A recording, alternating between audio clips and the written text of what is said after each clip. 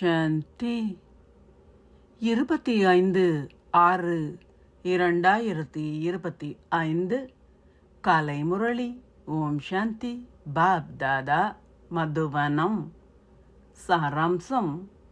இனிய குழந்தைகளே, தந்தை உங்களுக்கு புதிய உலகிற்காக ராஜயோகம் கற்பிக்கின்றார். ஆகவே இப்பழைய உலகம் நிச்சயமாக அழியப் போகின்றது. கேள்வி: பேறுகள் எதையும் தராத எந்த சிறந்த பழக்கத்தை மனிதர்கள் கொண்டுள்ளனர்? பதில்: ஏதாவது நிகழும் போது மாத்திரமே கடவுளை நினைவு செய்யும் பழக்கம் மனிதர்களிடம் உள்ளது. அதன் பின்னர் அவர்கள் ஓ கடவுளே என கூறுகின்றார்கள். அவர்கள் ஒரு நீள்கோள உருவத்தை சிந்திக்கின்றார்கள். ஆனால் அவர்கள் அவரை உண்மையாக இனங்கண்டு கொள்ளாததால் அவர்களுக்கு பேறு எதுவும் கிடைப்பதில்லை. பின்னர் அவர் சந்தோஷத்தையும் துன்பத்தையும் கொடுப்பதாகவும் அனைத்தையும் அவரே கொடுப்பதாகவும் அவர்கள் கூறுகின்றார்கள். குழந்தைகளாகிய நீங்கள் இப்பொழுது இப்படி கூறுவதில்லை. ஓம் சாந்தி. தாரணைக்கான சாராம்சம். 1. எந்த காரணத்திற்காகவும் கற்பதை நிறுத்தாதீர்கள். தண்டனை மிகவும் தீவிரமானது.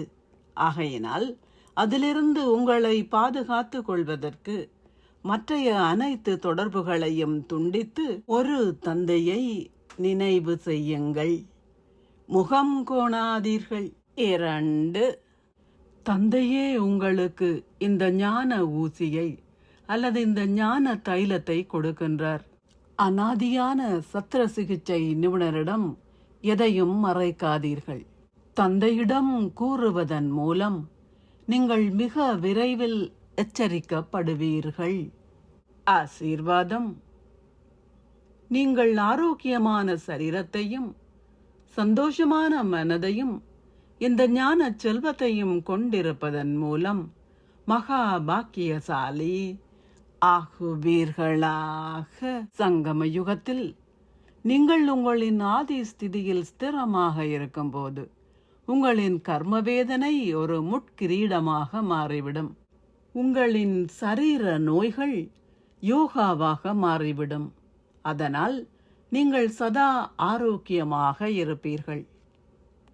மன்மனாபவ என்பதில் ஸ்திரமாக இருப்பதனால் உங்களின் சந்தோஷ சுரங்கம் சதா நிரம்பியிருக்கும். இதனாலேயே நீங்கள் சந்தோஷமான மனதை கொண்டிருப்பீர்கள். ஏனென்றால் உங்களின் இந்த ஞான செல்வமே எல்லாவற்றிலும் அதி மேன்மையான செல்வமாகும். இந்த ஞான செல்வத்தை கொண்டிருப்பவர்களுக்கு சடப்பொருள் இயல்பாகவே ஒரு வேலையாள் ஆகிவிடும். உங்களுக்கு ஒரே ஒருவருடன் சகல உறவு முறைகளும் உள்ளன. புனித அன்னங்களுடன் தொடர்பு உள்ளன. எனவே உங்களிடம் இயல்பாகவே மகா பாக்கியசாலிக்குரிய ஆசீர்வாதம் உள்ளது.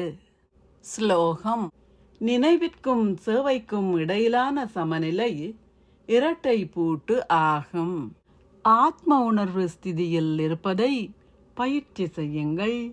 அக நோக்கில் இருங்கள். பல பிறவிகளாக உங்களின் சரீர ரூபத்தின் இயல்பான விழிப்புணர்வு உங்களுக்கு இருந்ததை போல் குறுகிய காலத்திற்காயினும் உங்களால் உங்களின் ஆதி ரூபத்தின் விழிப்புணர்வை அனுபவம் செய்ய முடியாதா? இந்த முதல் பாடத்தை பூர்த்தி செய்யுங்கள். நீங்கள் உங்களின் ஆத்ம உணர்வு ஸ்திதியுடன் ஆத்மாக்கள் எல்லோருக்கும் ஒரு காட்சியை அருள்வதற்கு கருவிகள் ஆவீர்கள். ஓம் சாந்தி. நன்றிகள் பாபா.